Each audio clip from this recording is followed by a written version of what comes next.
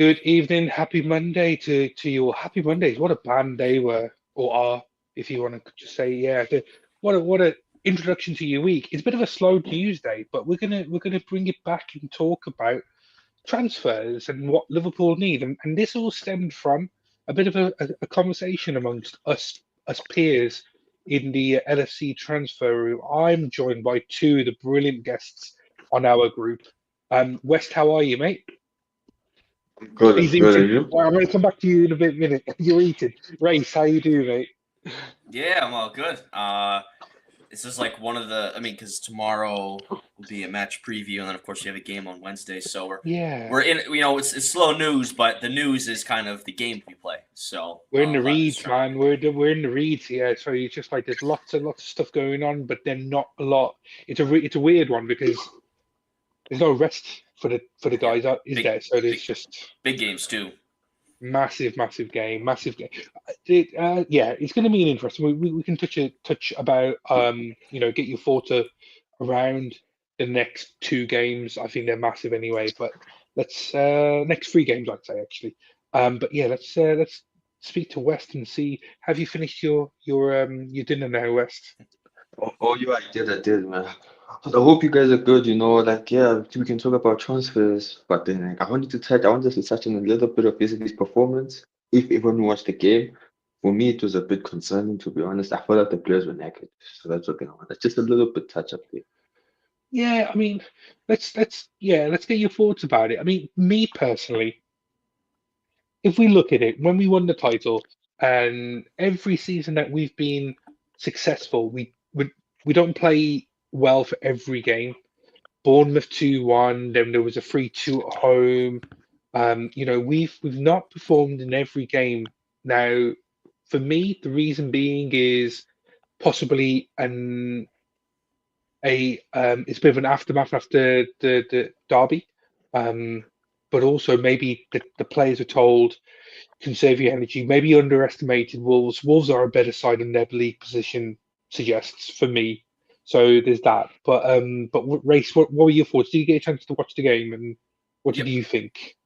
Yeah, Oh, I think we've been playing. I mean, what, 2 games a week for how long now? And I know we've had had the FA Cup, rotated side and stuff and all that. And of course the emotional draw that we had against Everton at the week. And it was also very clear from at halftime we were up. We were obviously up against Wolves, and then Konate's on a yellow, so he takes him off at halftime because we have bigger games to come up. And I think that was just a sign of Liverpool, like of mentality, kind of from the manager, like, hey, we have bigger games coming up, so we're almost going to prioritize those games. And I think the mentality of the team, I will say, like, kind of dropped off a little bit. Like we kind of, we did. I think at one point Wolves, I think, had 9 shots to none for us in the second half.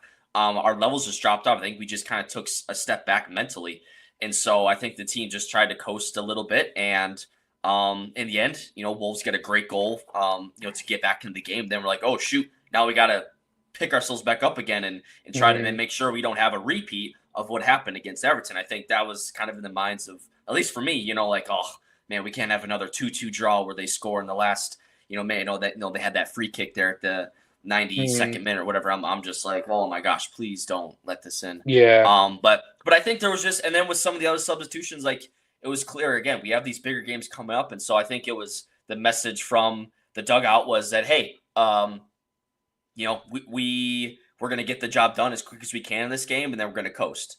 And I think that kind of bit them in the butt a little bit. Like it's Slot's trying to find a period where he can buy a game here, buy a game there, or just try and resting, because we've seen with Slot, like, he doesn't rotate his first 11 a lot. And I don't think it's yeah, down to just the depth that we have. I think it's just because our first 11 has been so damn good this year. So he's like, why mm, should I change it? I'm going to keep playing them and playing them. And he's got, particularly in midfield, you've got Gravenberg, who's young and athletic, and he can play all these games. And McAllister is youthful, Jones as well. So he's able, and Silva, like, he's able to keep the same sides in and out. So, of course, those guys all played 90 minutes except for Curtis Jones. But mm, yeah, I think there was a bit of a drop off. I think they were, this is a game to take easy. I remember a few weeks back when we played who was it? It was Ipswich at home, and we got a Yeah. nice, comfortable. We were up 4-0, and they got a late goal, but it was 4, and that was the perfect game for Slot. Is like, I'm sure he was thinking like, oh, that's perfect. We got this game. It was nice and easy. We didn't have to stress about it, do anything like that. I think he was looking for a similar type of performance in that. And as you mentioned, Wolves are better than the record indicates. I think they're, they're just, for whatever reason, not having a great season, but they've got a lot of talent, of course, evidenced by the goal that Cunha had for them. And so, Yeah. I think it was just, I think Liverpool got into a bit of a fight that they didn't at least plan to have. And then, but again, that's the Premier League. You get into these games that are tough. And so, yeah, I don't think there's anything like concerning with just the way we play. Like, I think just in that game, I think the mentality just wasn't right for that game. Like, I'm sure Slot will be like, okay, hey, that was not okay, guys. Like, that was, I feel like it was from him a little bit, just with the moves he made. And like, there's a fair bit of a little bit of criticism. You could say like, hey, we need to be up for this game. I don't care who it is. We need to, this is the Premier League. We can't take any game easy. So, that was just a little bit of that going on. So I'm still optimistic. We're gonna get good results here in the next few games. But yeah, there's just a little bit of a drop off that I didn't really appreciate. And of course, if Jota would have not went down for that penalty and scored a third goal, that would have been nice. Like, dude, just put that in. Like, I'm sure you guys talked about that. Like that would have really helped. Then I would have felt much better about the game if he wouldn't have gone down instead of just going for the penalty. But yeah, I'm just. That was just kind of, hey, we got a little lucky with that one. So, hey, let's refocus, and hopefully they will be focused for 2 big games coming up, with Villa and City away. Yeah, no, absolutely excellent words. I totally agree with everything you just said. The only thing I would say is I'm going to throw a different perspective and ask West about this. Is it a case of Liverpool's standards dropping, or the case of we speak a lot about gears with this Liverpool team, and we can go through the gears in moments. What I felt was we were very much in first, second gear for that game, and we found it difficult to actually move on up into the gears. Now, the reason being for me is because I think Wolves are actually, as you just said, Wolves are better than their league position suggests. There's definitely a couple of players, guys, that we probably could be talking about in today's kind of chat, where they would fit into Liverpool's team quite easily. Cunha for their as our number 9, perhaps, or Ait Nouri, the left back. He's certainly been an option. So that's 2 players that we could consider. There's Champions League experience with this team as well with Wolves. They are a better team, and they did take it to us. They got a new manager that's had some really good results. So why wouldn't they treat this as a bit of a free shot? It's a free hit. Go for it, and if something happens, something happens. If it doesn't, no damage done, because that's what's expected of us. So West, what were your thoughts? Do you still feel concerned having, Race and I just talk about that and try to give a bit more perspective? I don't think there's any panic. I don't think we need to have any panic, any concern about this team for the rest of the season, considering after these next 3 games, the fixtures ease up a lot. Oh, for me, that's like, I get where you two are guys coming from. I look at at the players' performances. Robertson was diving too much in challenges. It was too early or too late. Yeah, Robertson does absolutely head at the moment. And then, you see with me, right, I look at the striking position, because I remember we all watched Everton game, and I don't think Luis Diaz offered much in the 9 when he went out. I don't think he offered much. I don't think he played well. So I'm looking at the players guys, this is time for you guys to raise your hands. Nunes and Jota. Gakpo is out now, and I hope he comes back. But I don't want to be saying that I need Gakpo back. I expect you guys to raise the level. So that's why my concern is on that. I look at the concerns the team, okay, Salah saved this. Luis Diaz got a jammy goal. It wasn't a good goal. He just touched him, to be honest. But then now I look at players like Diaz, cement your left-wing position. Make Gakpo not come into the team that easily. Make him be in the bench. So now when we look at this performance, now I think Gakpo will just walk into the team. Make it hard for him. And attacking position, personally, Diaz on the 9 is for Champions League nights, but then Diaz currently on the 9, it does not work like in the past game. So I'm tired of seeing him in the 9. I want to see Nunes raise your hand up, Jota raise your hand up, like make Splat think like, okay, let me play attacking players because I'm sure if let's say Kepa was fit on the Aston Villa game, I'm sure that Diaz want to play in the 9 again. So I expect the players to raise their hands who are not playing. Yes, you complain about game time patterns. These are the type of forms that we need you. Diaz Nunes came off the bench and offered nothing. Jota died for no reason. Sometimes like just shoot the ball, clean it up. Or you see us, we could be sitting here chilling, just talking about transfers, but then like it's those minor concerns that concern me. Like where the players I expect you to rise and you just keep dropping the level down. I expect you to turn up and you don't turn up. That's my issue with the with the whole concern comment. Yeah. I mean, so with the Luis Diaz thing, I think it's quite interesting that you probably see his best game in weeks when he's actually playing in his best position on left forward, left wing, whatever you want to call it. His best position brings out his best performance, and I don't think it doesn't take too much. It doesn't take too much to see that actually that's how it works. But you got Gakpo, who's playing the season of his life. So what do? You try to pigeonhole certain players into positions to try to get the best out of the team. Now, for me personally, you know, Jota, I felt Jota did have a good game. He died off towards the middle of the second half. He hasn't played for weeks. He needs to build up that fitness. The interesting thing would be, um, Race, I'll get your points on this one. If this had been a game or that movement that you're talking about, the dive, the penalty that we didn't get, if that had been 2 weeks time from today, what do you think Diogo would have done? He probably would have gone and shot. He probably would have taken on that sharpness comes back and he takes it around the player and he scores, or at least he gets a shot on goal. Whereas at this one, he's played the numbers game and gone for try to get that penalty. Yeah, that's an interesting way to look at it. I think it's hard to say, necessarily like, oh, if it was in 2 weeks, you would be shooting that. I think it's hard for say, but you make a good point. Like the logic is there. Like, yeah, maybe he just needs another game or two, and he's just kind of in that mentality, or maybe he's coming off the bench too, because we can see what he does in that role. Well, it seems like that's kind of a great role for him as well. Like right when he comes It on, is. he's kind of gets into the thick of it. And as a striker, when you're brought on to get a goal, in the second half, like you're firing on goal, like you're not messing about, like you're trying to put that up. So, it's good to have Jota back. I agree. Like the Diaz and the number 9 role just isn't. I mean, it's no coincidence that he's kind of gone through a goal drought when he's been in that position with us. Like, of course, he goes back on the left hand side and he looked a little more lively and.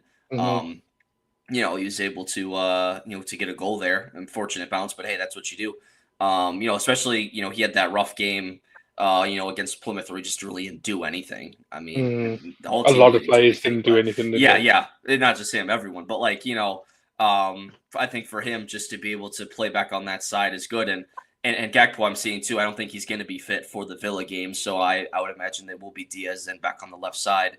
So that's another opportunity for him to, because again, Gakpo's made that his position this season. I mean, so it's competition. So Diaz has got to step up. He's had Diaz and Gakpo have obviously played together, with Diaz up front, but now that Gakpo's, has a bit of a knock here, you put Diaz out there and say, hey, go to work and do your thing. So, I think, it's good to see Jota back. Jota, it's, like I said, sometimes he's good off the bench. Sometimes right away from the start, he's on it.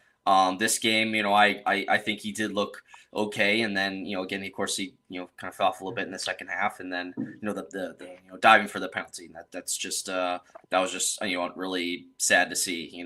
I hate it when opposing players dive like that, and so it should be no different when one of our players does it, because again, and there's another clip going around. He did it against Newcastle last year. He dove for a penalty, and I don't know, whenever that was. I just saw, it's, it's what these players do sometimes. But you just love to see a striker just kind of, to just really, take the shot. Do the job. Basically, Do take the the shot. job. Yeah. Yeah. So now it's I'm not sure who would start. Nunez or Jota for these next couple of Oh, games. There'll be some sort of rotation there. Um, I'm do just you trying to think start? of Yeah, but how do you Villa. start Nunes? Do you start Nunes? Because for me, and West, you come in after this one as well. Just have a think about it. Nunes didn't offer an option, or for, there's a little bit of doubt, surely, in Slot's mind because he's had doubts. The simple fact that as soon as Jota comes back, he's starting. As soon as Diaz is available, he's starting. All both starting ahead of Nunes. So the writing's on the wall for me, and we'll come into it. But Nunes just doesn't seem like he's at it. Yeah, I West, agree. sorry, yeah, go for it, Race, go for it. Go to West. I agree with what you said. Just go to West on this one then. Yeah, go for it, West. If you know that, I think like for me, it's sad to see a player leave. Like I love these type of like he's like a Liverpool player, but then like if let's say you're not up to the standards, if you're not performing where you should performing, like I can't be sad if it would be harsh, but then I wouldn't be surprised if like FSG said, you know what, we're gonna accept a bid for Saudi, which team? I wouldn't be surprised to be honest, because like Darwin Nunes is, I don't know, is good, but then like, like patience has run out. This is your third season and we're having question marks over you. Like, it can't be like that. Look at Gakpo. Gakpo with question marks his second season. Then look at his third season. He turned it around. Like, he turned up, he played well. Now, Nunes, like, we're still questioning where to play you, how to play you. Like, for me, it's a bit of annoying, to be honest. But then I wouldn't be surprised if Liverpool just cut their losses. I'm sure, because I'm sure all of us saw the rumors of saying that, like, Jota, Diaz, and Nunes are on some thin ice, like they're on some sell on. They they're about to be sold, something like that, and there's somebody looking to sell them. So I wouldn't be surprised if they all go, to be honest. Yeah. I mean, let's get into this summer discussion then, and I I think a lot of it all kind of bows down to what we actually do with the big three. Yeah. So we're talking about Salah, we're talking about Virgil, we're talking about Trent. I think whatever happens with them three, whether it's a combined trio or two stay, one goes, etc., it really, really kind of dictates what we're going to be doing for the rest of the summer. So really, really briefly, because we spend a lot of hours just thinking and talking about this very subject. Just very, very briefly, Race, what do you think will happen with the three? Do you think all will sign, all will go, or a mixture? Um, I'll just go kind of by player here. I'll start off with Virgil with Van Dijk, who I think is I'm the most confident he will re-sign with us. Just that he's the captain. I mean, where else is he gonna go? Like, Yeah. like with Salah, you could say, oh, he can go to Saudi, and Trent, with Real Madrid. Where's Virgil? Like, where's he gonna go? Like, I haven't heard any. Not to say that he's not good enough. Not Yeah, to right, say that yeah, he's not good enough. He could play Real Madrid. He could play at exactly. any team in the world. Right. I think other clubs recognize like he's our captain. He's kind of one of the main reasons why we're as good as we are. Like they're almost a little like, why would they know if they call about Van Dijk, they're like, we're not gonna take that call. Basically, Yeah. like I feel the most confident on him sticking around. Again, I see all these reports and stuff of sign deals and stuff. I'm not really believing any of it. Like I don't know what to think. I don't know. I honestly am just like disregarding all of it. I'm just gonna my own opinion here basically. So I think Van Dijk would stay just because he's so important in that aspect for us. I'll go to Salah next. I think it's for him. It's almost what are we gonna achieve this year? Are we gonna win the Premier League? Are we gonna win the Champions League? Are we gonna win the League Cup? Are we gonna trouble? Are we going to? How much are we going to win? And Salah has said comments throughout the season like, "Oh, this is my last season. This is the last time I'll be here." Or in terms of his contract, like technically it Yeah. is because he hasn't have a new deal. That's what Yeah. I think what he's saying. So like technically he's speaking in correct terms, but like it's I just for him, the ambition for him, like for him, moving to Saudi would be kind of the move because like. That just seems like what the move. Like, I don't think he'd go to another top club somewhere. Like, because what's the point for him? Like, he's already achieved greatness. He's already done all that. Yeah. I think for him, like again, if we go on to win all these competitions, like he's gonna be up for the Ballon d'Or this year. So like, would him moving abroad kind of hurt those chances? I know it's that award's a little finicky sometimes, but like he would be in line, I would certainly think, to win that. So how much would that be on his mind? And so he would just kind Yeah. of sign again. Salah would be a short term deal. Same with Van Dijk would be maybe a couple more years. Salah, like I could see being like a 1 or 2 year deal, just given his age and like. Like even the game yesterday, there were like a couple times where like Salah just doesn't have the pace, anymore that he once had. Like there were a couple times I think Dalton Orey or some other guys were catching up to him. So like you see that, and so you recognize that as a club. But I still feel, I don't know. I'll bring in Trent with this as well. Trent just seems like, I don't know why. He's the one that's most confusing because, like, I don't know why we haven't inked into a long-term deal, or like, what's the holdup with him? Yeah. Like, because he's boyhood Liverpool. He is all in for us. He's our vice captain. Like, I wonder if it's about like the money with his contract, the wages and all that. Like, I wonder if there's some sort of that. And then he's using this Madrid interest as leverage. Like, that's all behind the scenes stuff. But like, I just don't understand why. That would be why we've taken so long to resign him, because he's not at the end of his career, approaching the end. Like he's in his prime, he's in his best years. Again, put it aside, the defensive aspect of his game, which isn't the strongest. Going forward, one of the best in the world, one of the most creative players in the world. Got an incredible every time he plays with a bit of I don't want to say it's a good way, like a bit of arrogance, like, oh yeah, you're gonna close down on me, I'm just gonna ping it across the pitch and like send a guy through. Like he can do that. Like he's reached that point of his career. Like he's just playing, like when he's playing passes and stuff, he's so confident in that aspect. So I don't, I really hope we sign him, and it would be a long-term deal for him. Cause like, why would you, he's his age. Like you can give that in full confidence. So I would say Van Dijk is the most confident that I would, and I think he will stay with us. That he'll sign a new contract. Then I would put Trent as the second most confident to return or to sign a new deal. And then Salah, just given that I think if, and again, I'm hoping that we do win all these competitions, but if we kind of win the Premier League and all this stuff and he kind of goes out on a high note, like he could be like, okay, I accomplished the Premier League. I did all this stuff again. I just keep my form now. I could win the Ballon d'Or. And so like, he's given everything to his club. Like, it sucks we kind of miss out on a bit of a fee there, but like, I think with him, it's kind of wait and see what we accomplish for Salah. Trent, again, I think that has to get done. Like you have to re-sign Trent. Like you can't let him walk. And like, I don't know, Real Madrid, I know they come knocking all the time, but like, I don't know.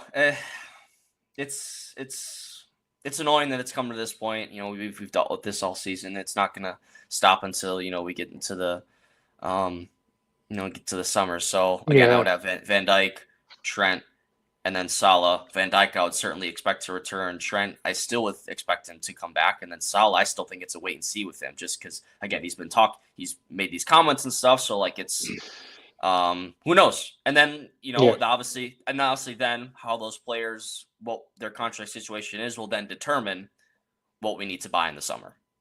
Yeah. Just to answer a very quick question. It's the Weezer Blue Album, that thing there. That's Jay was just asking about that. So there you go. Thank you. West, right? Let's kind of get your thoughts about the transfer, the contract scenario. Who do you think's going to stay? Who do you think's going to go? The likelihood as well. To be honest, yeah, I'm kind of different. I think Salah and Virgil both signed contracts, and I think we're all waiting on Trent because I think I remember the United game. We were all went crazy for Trent's performance.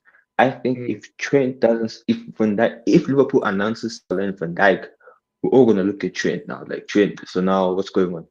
Your two big guys signed. You're the spanner for a team. Why haven't you signed yet? So I think they both signed. For me, Trent, to be honest, I'm tired of talking about this. So if Trent goes, for me, he goes. If he stays, he stays. Like we have Conor Bradley, like who's doing a job. So like Trent, and people mustn't think I'm criticizing Trent. I love Trent. Trent is a good footballer, but then I can't be forcing a player who doesn't want to be here in the club. Like, if like he's taking his time, if he wants 300K for a fullback, yeah, I don't think for me it's a good idea to keep 300K for a fullback. Like, he's at the end of the day, he's still a fullback. Like, so like I look at it in a situation where I think both signed already, and then Trent hasn't signed yet. So if Trent goes, I don't mind losing Trent and keeping Van Dijk and Salah. But I think it must be harder to replace Van Dijk and Salah than replacing Trent, because we already have Trent's replacement there.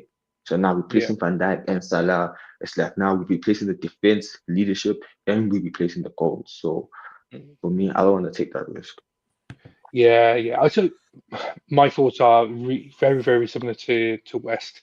I think the deal for Salah and for Virgil are very much nearly done, if not already done, in the sense of it's been verbally agreed. The reason why they haven't announced it, so I don't think they're waiting on Trent. I think Trent is going to be going. This is my personal opinion.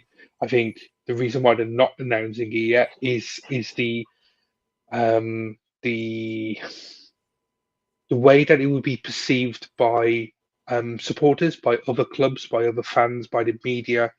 It will offer distraction for the remainder of the season. So they either kind of let it drag on, so people will focus on the what ifs, not the what has been done. So that's how I see it. I don't think they will. Yeah, I think Trent is going to go, which then brings us to a conversation. Let's kind of go into like transfer talk. Um, you know, from a let's start with the right back situation, guys, and just think about what you're talking about. So, West, you've already said about Bradley being at the club now. I don't know if West is still there, but Race, let me come to you really, really quickly. Um, in regards to the right back situation and Bradley, are you confident that Bradley can step up and actually play? I'm not saying to the level of Trent because he's a different type of player, but do you have the confidence in such a young player that hasn't really played competitive football season in, season out? He's still been very much around the periphery of the team, not really made it his own for a decent length of time. So is there a risk there? Well, yeah, there's going to be a risk, with bringing in a younger player to fill that position. But again, that's kind of what Trent was when he started playing. I mean, there's some risk there. Exactly. I mean, for Yeah. that first season, he was really in a rotation with Joe Gomez as our right Mm. back. And like, even though I think there are a lot of points in that season where Trent really should have been the every week starter, but again, you protect those youth players. You want to Yeah. bring them along slowly and recognizing the greatness that Trent was displaying. Like, you want to be careful. I think you're right. I mean, Connor Bradley and Trent are completely different in their roles. Like, Bradley's more of a traditional right back. He can still go forward, put the cross in. I mean, he had that great goal last year against Chelsea. Like, he's got that in him. Trent, of course, is the more creative outlet. I do think Bradley's better defensively. I think he's definitely more physically. I think he's a little taller than Trent. Like, or he just got really long legs out there. Seems like like he's. I just remember last year when he first came into the side when Trent was out, he's really impressed me defensively. Like, that really popped off the page. And then he kind of went through. He's kind of then he had a dip in form, but again, I think he's just kind of getting worn out. He's playing a lot of games, and that happens when you bring a young player up into your team. And so I think Bradley's been more in there this season, and so I think I feel very comfortable. Like, if Trent would leave, like, I wouldn't be going out buying a right back. Like, we've got Bradley. Like, I'd be totally fine with bringing him along and being our Number starting one right back choice. for, yeah, Yeah. number one choice. Yeah. Although he's gonna have to change that number. I know Trent has a 66 and Bradley's 84, but Bradley, you got to change that number if we're gonna make you a first team player full time. Yeah. So, but yeah, I would certainly feel comfortable with Bradley. I wouldn't have. I mean, you just hope that you can cover. Maybe don't play him every week, but then if you still have Joe Gomez around, like, he can certainly play out there on that side, which I feel comfortable with. You also have like Calvin Ramsey on loan. I don't know if he's still part of the future, but he's still in the squad, like, or on the books. So like if you bring him along back from his loan spell, you try to work him in. If not, then it's no big deal. He was a cheap player anyway. So and you have it's a position too where I think you could dip into the academy and see what you have there. It's not like this premium position, I would say, on the pitch. Like it's kind of not to discredit, but like you can kind of I would feel fine if you stuck someone out there, because again, the center of our defense is so strong. With Van Dijk and Konate, you can kind of gamble a little bit on that side, and Bradley is more than qualified. He's already full international. Like he's a professional now. Like he's fully integrated in our squad, and so you give him the summer to kind of gear up and say, hey, dude, you're our guy now in that spot. Go make it your own. I think he'll be up to the challenge, and so. Again, I don't want to lose Trent, man. I think he's just incredible. He's one of our own. He's it's always great when you have a player break through from your academy and become a world-class player, and vice captain as well. So like it's just it would suck, to lose a player of that caliber, just because we know how great he is, and his creative outlet. I mean, you can't match it. Like I will say, like I've missed, with when Trent's been out, at times, like, Bradley obviously isn't that type of player to ping a ball across the pitch, but like, yeah, I mean, you don't realize how valuable that is just to have that threat on the field too, because opposing teams are gonna, gear up for that, and they're worried about Trent. Yeah, they're gonna attack him defensively, but going forward, like you better be careful, because he can just play solid through, play Gakpo through, whatever, and through on goals. So, Bradley, I'm. That's what makes Trent, if he leaves, less, it doesn't make the loss as detrimental, because you have Bradley, because like, I say out of all the reserves we have, like Bradley's one of the most secure like backups that we have. Like when he comes into the side, I feel good. I don't feel indifferent about our chances of winning and stuff. So, if it comes to Bradley, I don't have any real big red flags or question marks about him. Yeah. I mean, this is thanks, Alan. Really, really good comment. I think this kind of leads on to the point I'm going to ask, or the question I'm going to ask West in this regards. So the versatility that Gomez allows, because he can play centre back and right back, and also a little bit of left back. Mm-hmm. If Joe, unfortunately, because of his injury record, let's say Joe's going to leave, we need to get an upgrade. Does that position of versatility there, West, allow us to persevere with Bradley, but then go in and get a really good third choice centre back who can play right back as an option? Do you think we should be looking at that type of player going forward? I actually do agree with what Reese is saying when he says like we cannot be playing. Okay, Conor Bradley is a good player, but then I don't want to see him every game. Him. I want to see a rotation. So that of course, like the third chase on back, but then look, like I think maybe we could bring in that kid from Ajax, Hoto, something like that. He can play right back, or Hato, he can play right back and center back. I think maybe. Not him ideally, but then like we can bring in another defender, because for me, Gomez is also looking like he's way on the door. He's too injury prone. He's a good player on his day, but then like at the end of the day, this is Slot's squad. So if Slot doesn't see Joe Gomez as part of the team, I can't kill him for it, So like I would bring in a centre back.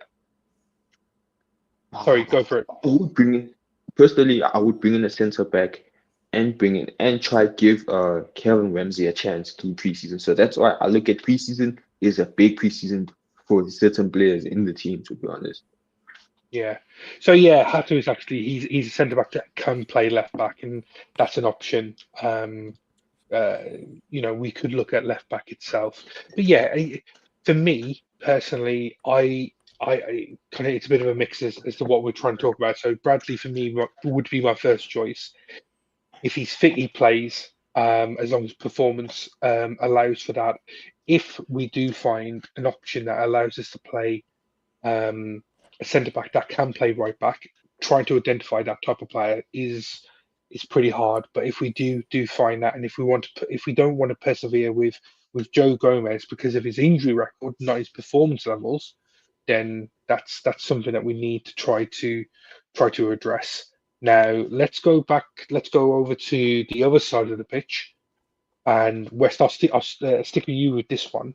Now we've got Andy Robertson and Simicast both on their day really, really good, bordering on we certainly with Robertson because he showed it in the past, world class ability.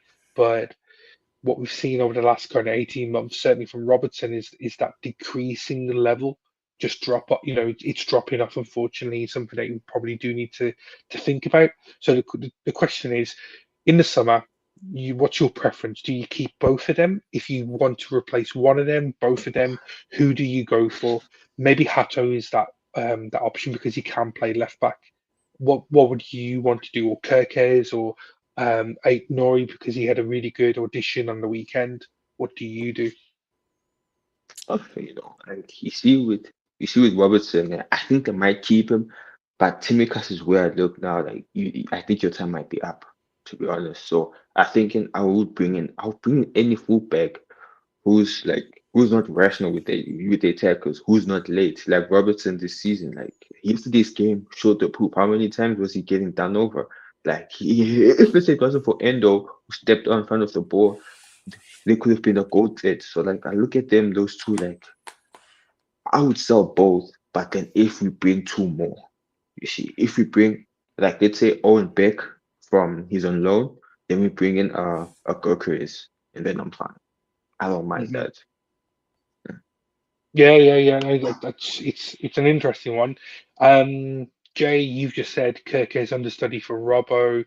Maybe there's an opportunity there. So, like what we had with Robbo when he came in, he was a bit of an understudy to Moreno. Moreno got injured and then allowed Robbo to come in and really kind of push on his career.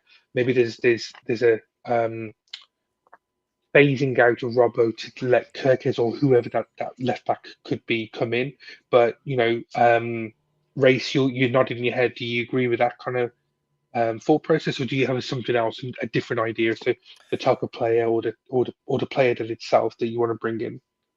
Yeah, I think it's going to be an interesting because that's clearly a position that needs to be revamped this summer. And when Slot's like talking with both Robertson and Samcast, like I don't think you can just it's easier to say like, oh, you just get rid of one and keep one another, but like you have to these are players too. Like like Simicast has been a loyal servant to this club. Like he's been a backup for us his entire time here, basically. Like yes, he's had I think his he loves moments. the club. Yeah, exactly. So like you can't just like I feel like you'd be almost doing a disservice to him just to get rid of him, but like also at the same time, like what like again, if we win the league and stuff like why would he want to stick around if he can get regular game minutes elsewhere. Like he's still got Hmm. years left in his career. And so Robertson, I think you keep Robertson around. So I guess you try to get rid of you see you can say Simicast like, hey man, go get game time elsewhere and we'll let you go and stuff. And you keep Robertson and then you bring in another left back. Kirkes for me is kind of up there for me. He's just he's already breaking into the Premier League. He's only 21 years old, so like you can have him for the next 10 years on your left hand side. Altnor is another who's been linked with us in the past. I think is another option as well. You have Anthony Robertson at Fulham, but he's a little too old for me. I think he'd be really Yeah. expensive as well. So that's like Yep. that's kind of like I don't see us making that type of move. So like Kirkes kind of is the one, although Bournemouth are probably going to ask for a hefty fee for him, especially Mm, given that the season that they're having, they could be in European competition next year, but also and they're going to want that money to beef up their squad for those competitions. So I assume negotiations, although we have our connections with them as well, so maybe you can move those along. But I'm also very curious too because under Klopp, our transfer sometimes took quite some time to get used to our squad or like get integrated. Like I just remember Fabinho, that case, he took months to get acclimated to our system. Robertson, as you mentioned, kind of took some time. It was kind of an injury, and then he came into the side, and then was obviously a week in, week out starter. So I'm curious to see like when we bring in a player like the only player slots brought in has been Chiesa, and he's just obviously his role is defined as a backup, as a spot yeah. starter here and there. So like we're gonna bring in a left back who we're going to, I mean, in theory, make as a regular starter. So like how quickly does that player get integrated. And so I think someone like Kirkez, who's played in the Premier League, is already playing at international level and all that stuff. Of course, I know him and Soboslai have a bit of a relationship as well as Hungarian. So I think Kirkez you could plug and play basically. Like if him and Altnori as well, I think they could be. You bring them in day one and they could be starters. I think if you start searching abroad, it might take a little bit of a time. Again, the Premier League, how physical the league is and all that. There's just a bit of an adjustment period, I believe, but I think Kirkez would be a fantastic signing. I think it just fits what you need. I think I'm not saying I'm some sort of wizard at predicting, but like I said before the season, like left backs getting position by the end of the year, we're like, okay, Robertson is kind of past it, or like we kind of need to that's the next position that we're looking to upgrade. We saw with our midfield, Henderson, Milner, Fabinho were aging. Now look who else is aging around the squad. And you look at Robertson, who's we need him going up and down that left hand flank, and if he's lost a bit of it, and if he's trying to resort to these rash tackles or sliding in, and he's missing, like that puts us in danger. So you have to be proactive and address it. Of course, you can keep Robertson around. He still has good games here and there, and he can still put in a cross in. Like he still has that, obviously, but you have to look at it long term. And you just need fresh legs back there, basically. So that's certainly a position, that will be addressed, I'm sure, in the summer. And Slot, he said, weeks ago or whatever it was, he's planning for the summer, and I'm sure that's on his list of plans. So I'm looking forward to just kind of the next step in that position, because again, we just talked about our right side, possibly some turnover there, and so the left hand side.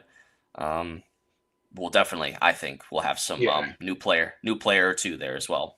Yeah. So interestingly, Robertson's contract comes to an end next summer, so 2026. So what may happen, just again, my opinion, what could happen is that because we see value in keeping Robertson for one more year, because it doesn't really cost us as much, compared to the value of the player. We trying to sell him, we wouldn't get much. Whereas with Simicast, we could sell him and get a decent fee, because his age, his contract, etc., etc. So if we sell Simicast, that opens up a space for a player to come in. Kirkus comes in, and essentially he takes the crown, the throne, the left back throne over Robertson over that year, the final year Robertson, and we let Robertson go away with golden handshake, and he can go to play for Celtic or whatever it is for his final remaining years as a professional footballer. So that's an option. Another player that we do need to think about as well is Kanate. Kanate's contract finishes and comes up for renewal in 2026 as well as Queenie Kelleher. But I think Kelleher, let's focus on the goalkeepers really, really quickly then. We have already signed Mamadashvili, who is coming in from Valencia. Really, really good goalkeeper, but that means you got three really, really good goalkeepers. One will play all the time, obviously, depending on fitness. Now, West, I'll come to you just about the goalkeeper situation. So, Mama's coming in. Who you letting go? Do you let kind of, I guess, like similar situation with Robbo? Do you keep Allison? Allison will be number one, and then Abadashvili kind of essentially takes over in time, or do you let Allison go and then let Kelleher and Mamadashvili fight it out?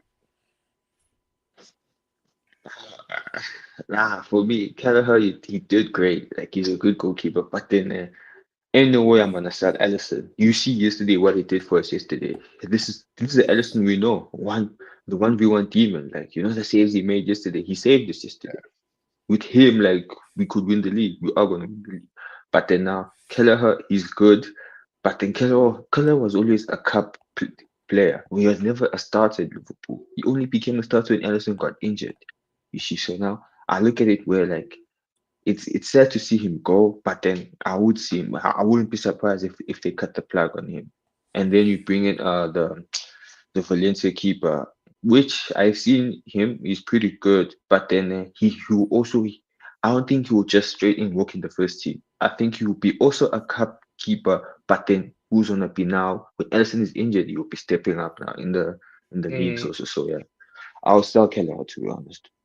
Yeah. So it's what I agree with. I think Kelleher deserves his starting spot. It's not going to be at Liverpool. If we can get a really good move for him in the Premier League, there's lots of teams that need a really good goalkeeper.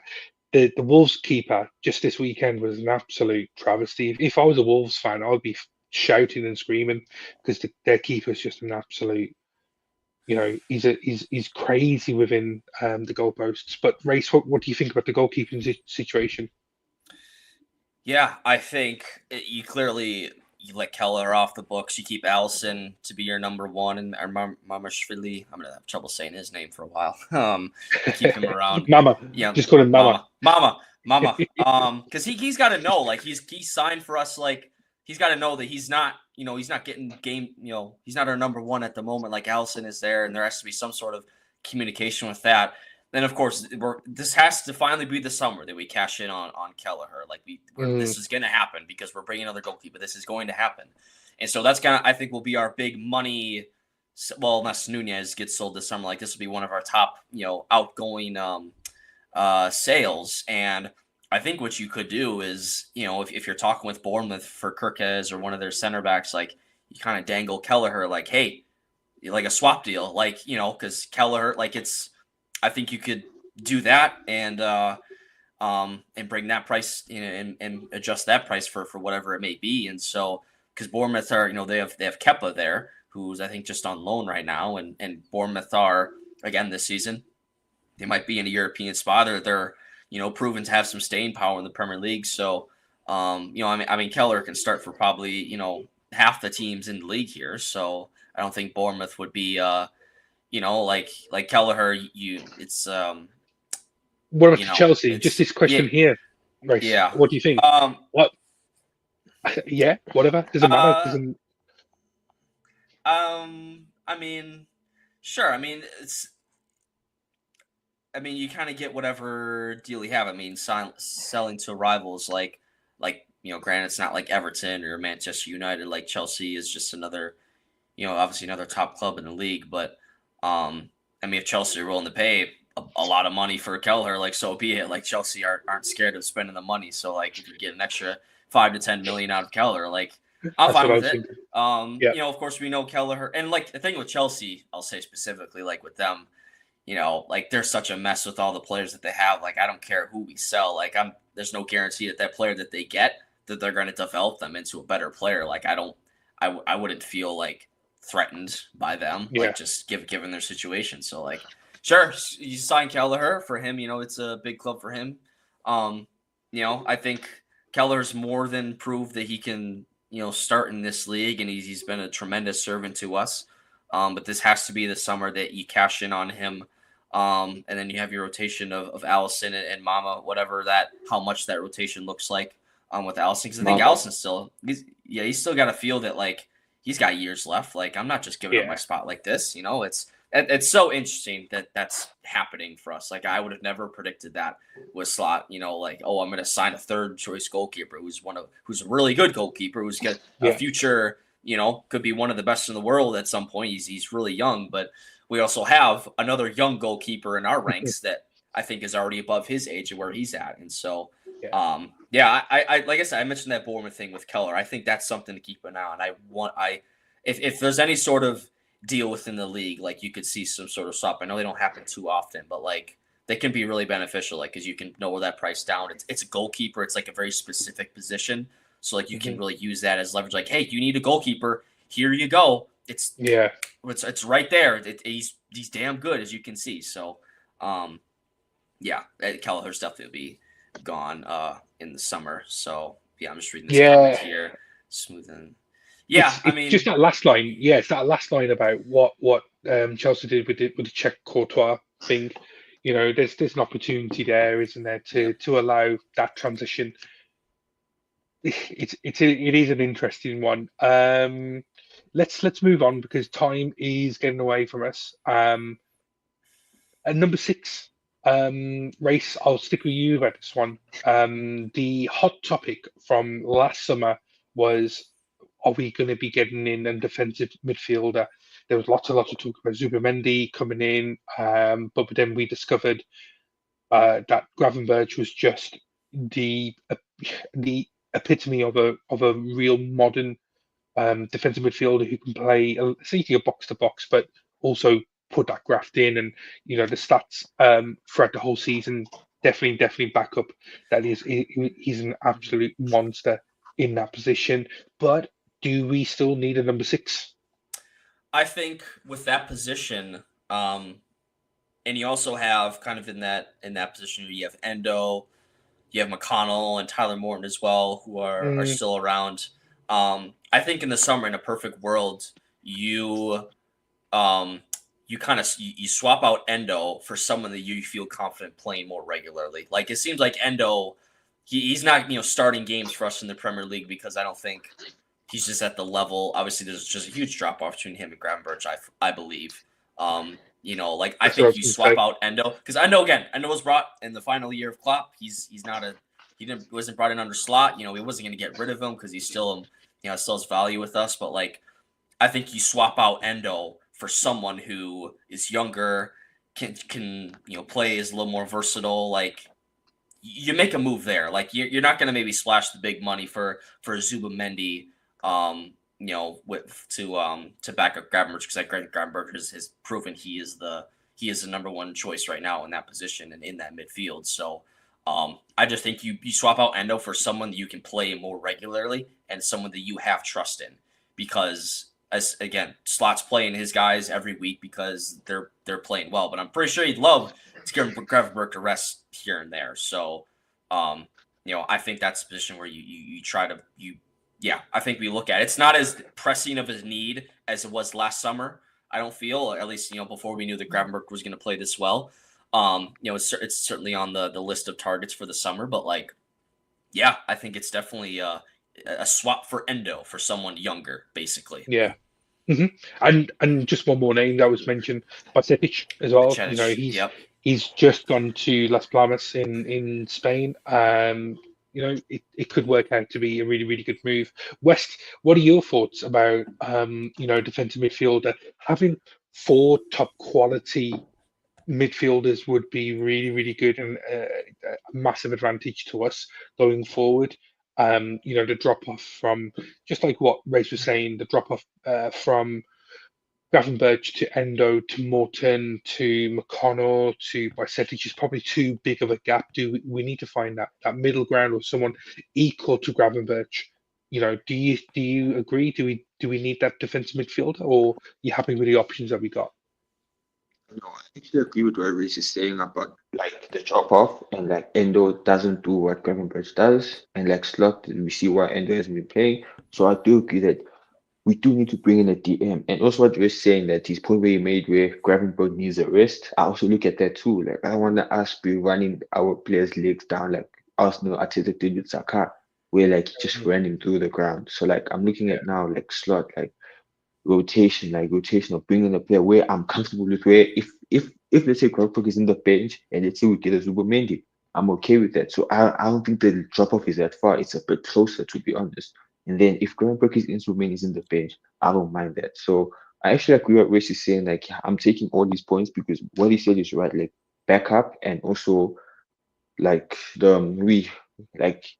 rotational also, and I don't like the drop off from Gravenberch to Endo because it's actually a long gap. And what you said also, we just need a middle ground to just sort that out. There's some really, really great comments coming in. Bacetic, is he physical enough to be able to play a full season? We don't know that. That's the thing, isn't it, Alan?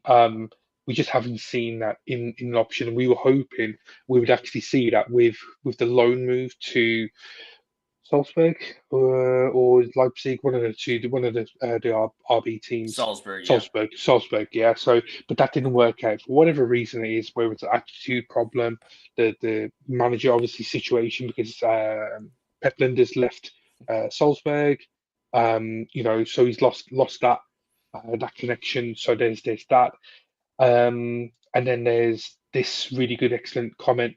Endo probably wouldn't mind staying at Liverpool he has the opportunity to win medals. He's a warrior. He's still playing for national team. There's lots of positives. It's just whether he's happy to be that big part player going forward. So yeah, it is an interesting one. Next level LFC, some really, really, really great comments tonight from yourself, mate. So really, really happy you joined. Sell Endo, sign Hugo Larson from Frankfurt. There's other options. From Stuttgart, I think. But he has just signed a new contract. There's lots of players. It depends on how we want to do it. There's an interesting one for me. If we look at this list, they don't fill me with confidence going into next season. I would love to have a really, really good option. The names that have been mentioned today that we've spoken about. Zubimendi, if he's the player still that we want and communication's still there with the player, and he's finally willing to step away from the San Sebastian mountains. Come over, lad. You can check out Everton's new stadium. That's a glorious one, isn't it? So yeah, there's that. Okay, right. Let's get to the forward line, guys. So West, I'm gonna stick with you on this one. Do we need a new striker? Do we need a new left winger? Do we need a right winger? Very, very similar to what we've seen and discussed over with left back, with goalkeeper. Do we need to start thinking about getting in a contingency, someone that phases Salah out? There's so many interesting ones. And the question is, who do you get? Pardon? West, who do you get? Who do you want to bring in? Oh, for me, the right winger, as I said, I think Salah is staying. But then, what if he does not sign? Of course, I want to bring in a right winger and a left winger. My favorite player I like who I've been watching was Bradley Barcola from PSG. He's kind of a Hmm, decent player. Barcola, and also, yeah, this is the only player that I like for now.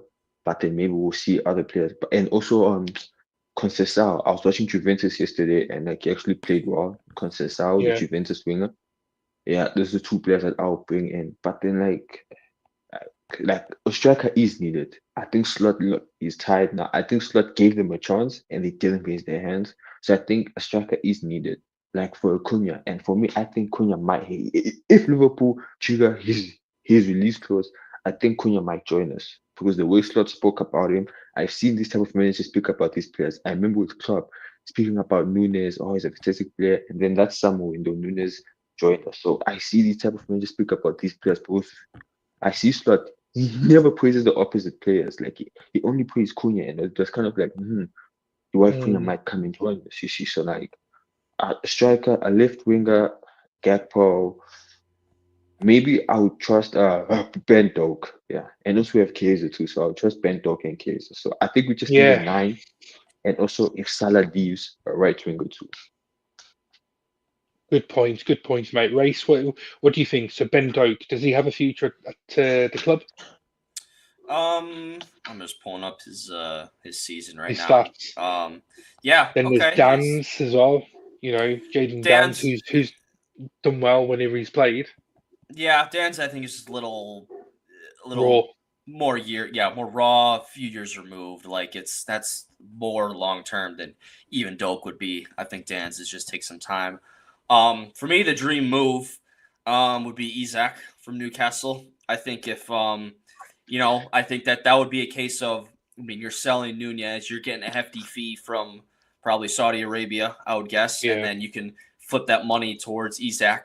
They're obviously going to demand a bunch, but like again, it's a striker who's having an incredible season, who's just lighting the world on fire right now. So like, I'm be interested to see how he plays in that League Cup final. If he's putting out an audition for Liverpool, because Hmm. I think, like, again, you have Nunez, who's, I think the writing's on, like, right now, I don't think he has a future at the club unless he goes on some incredible run of goals, which I don't, it's hard to see that. Jota, who has had his injury issues, and, sometimes it's a question of should he start or should he come off the bench? It's unfortunate, but his goal record is good. Again, it's just fitness is a problem. And then Diaz, again, you don't want him playing through the middle as we've seen this year. So, like, I think striker is Again, you hope that you can nail down Salah for another couple years, so you don't have to worry about that position, because I think striker is kind of what you need to go for at the moment, especially too if you're able to get Isak, who I'm guessing Arsenal are going to be interested as well because they need a striker as well. And so if you're able to pry Isak from Arsenal and bring him into your team, like that'll kind of tighten the screws on them as well. So yeah, I'd be really excited if we could bring in Isak. I think it'd be a dream move, but again, if they're going to ask for a lot, and then of course if there's some other club out there like abroad that would take him in, like then that's obviously is tough for us, and we'll see what type of. I mean, I'm just really interested to see what this transfer window for Slot's going to be, because last year he just really do much, and you can't blame him. You just kind of want to know what the team he had and who he was working with. But I would certainly have Isak as up there as my top target for the front line. I can't say for certain on the right wing who I would have for Salah, because again, if Salah does leave, I would I'd probably want to bring in someone for that position. I don't feel that comfortable if you're just rolling with Chiesa and Doak and Harvey Elliott out there if you want to put in there. Like I think you need to buy an attacker then who can play on the right wing. Maybe he can play through the middle as well. But and so maybe you're able to solve those positions, and maybe there's a player out there that can do both of that. But I would certainly like to address that position if Salah if he leaves. But if he stays, I think you look at that striker position, the number 9, and you try and you figure that out. And I would imagine Nunez would then be out the door because he's not the long-term solution. That's why you're buying a striker, so you get rid of him. You use that money then to buy someone else. You keep Jota around because he obviously still has a lot of value, and he's great for us. But I think you ship Nunez out the door, and you bring in hopefully Isak. I pretty much agree with everything you said there. So let's go through the players that we have. So Salah stays. Ben Doak, maybe, I don't know, maybe a Prem move, a loan move would really benefit him to see how he gets on with playing week in week out in top flight football. So let's see how he does. Well, I would say with Doak, like I would say like you bring him back this year. I don't think you'd want to loan him. Like if Salah would leave, I don't think you want to loan him out again in the Premier League, because like I don't know. I think he'd be ready at that point. Like I don't know. I think like similar to Harvey Elliott. Like we bought him, we loaned him out. I know he made his Premier League debut, but like we loaned him out. He had a great year in the Championship. We brought him back, and he was ready that season to be a player. He wasn't every week, but he was playing a lot for us. And then he had that bad injury too. But I think Doak, if you bring him back, like you bring it back with the mindset of, okay, now we're gonna start putting you into a rotation and start getting you game time. Yeah. That's just my personal belief. No, but that's a valid one. It definitely could work if the club feel that they have a genuine top class Champions League, a title winning level right winger in Ben Doak. I'm all for it. Let's see how he does. But if they decide let's get him a loan to a Prem team and see how he does, and if he is the answer, then great. Either way, it works out. It's a win-win situation for the club. So if we move to the other side, Gakpo stays. Luis Diaz, I think there's potential for him to leave. If he leaves, then that opens up another spot on the left-hand side. Chiesa could definitely move over to that side, because that's where I think is his best position is on the left wing. Whether we want to actually persevere with that, Chiesa stays. Jota, I believe he will stay. I think he's undervalued. If we could sort out his fitness issues, we've got an absolute gem of a player. But also having him be a off the bench type striker, then great. To start in cup games, to cause Arsenal some havoc, because he loves scoring past them. So that's great. So there's that option. Now Nunez gone. I've wanted him sold for a while. So if he gets sold, the type of striker that we go for now, next level, you've thrown out this name. He's one option that I would have. It really depends on the type of striker that we're looking for. So Gyökeres, he's very much a typical 9. Very much a Erling Haaland type striker who you would feed. So whether that would actually work for this team. The other one is now I'm really going to butcher his name, but Hugo Ekiteke. Ekiteke. He's a young striker, 22, currently playing for Stuttgart. Um, Interestingly, the other player that came from them recently was Mamouche. I would have taken Mamouche. I think he's a really, really good player. He's already shown with a hat trick on the weekend how good of a player he could be. He just needs to command and keep on performing to kind of prove people right, prove people wrong. Who knows? But in the type of striker for me, whether you guys agree, and we'll close off on this point with your thoughts, is the type of striker that we're looking for. Are we looking for a clinical, typical number nine who is a clinical finisher but doesn't really um, support the system, or do you want a system Bobby-esque type player? Cunha is one there, West, you mentioned, who drops deep and is a bit more of a playmaker, come striker. Do you go for that type of system player? And people in the chat, just let me know what you think before we finish off. And West, let's just kind of stick with you really, really quickly. Last thoughts.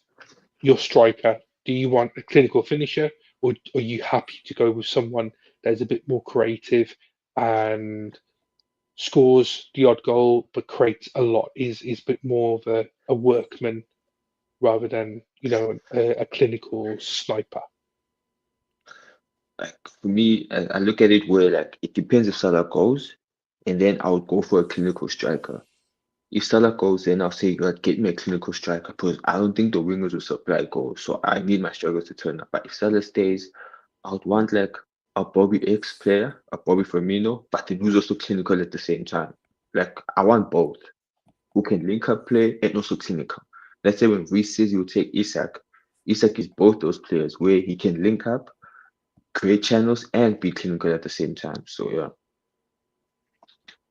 It's an interesting one. Isak is the um is the ideal striker. I just can't see us spending 100 million, 120 million on a player. But then just what what you've said, sorry, is we get a big chunk of money for Nunes, just like we said there, Race.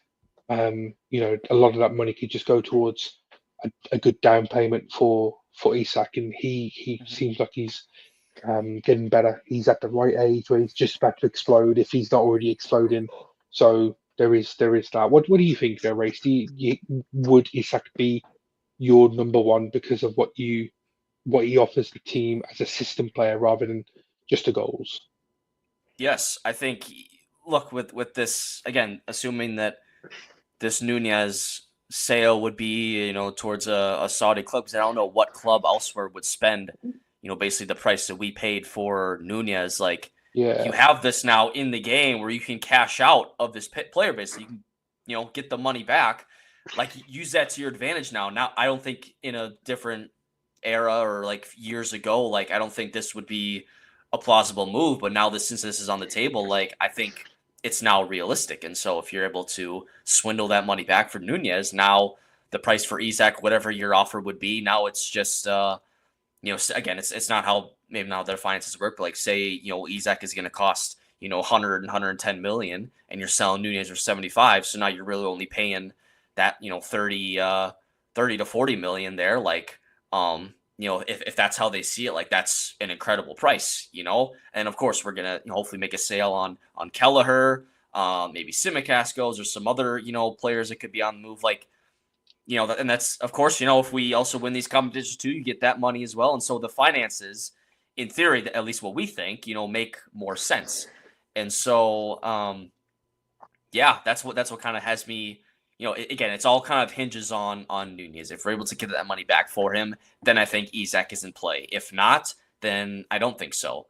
And also, again, like I mentioned with Salah, if you have to go get a position, more of a right winger that can play through the middle, then I think you have to look at other options. But if you're just looking for a striker to kind of replace Nunez essentially and be your number one striker, I think Isak is right there. I think he's more than proven that he's one of the best goal scorers in the league at the moment, especially in this position. So like, yeah, I think it's very plausible given those circumstances. What an interesting chat. We could keep on talking. I'm sure we could. We could just keep on coming up with little theories, little things that we do need to kind of keep on that we need to look at in the summer. I really, really enjoyed tonight. I think it's something that we probably want to be doing at the end of the season as well. It's just to kind of let the dust settle, see what's actually happened with the league, with the Champions League, with the League Cup. How many trophies we do end up winning, and then the situation with the guys that we've spoken about. It's not just the contracts; it's also fees and whatnot that we want to try to go for.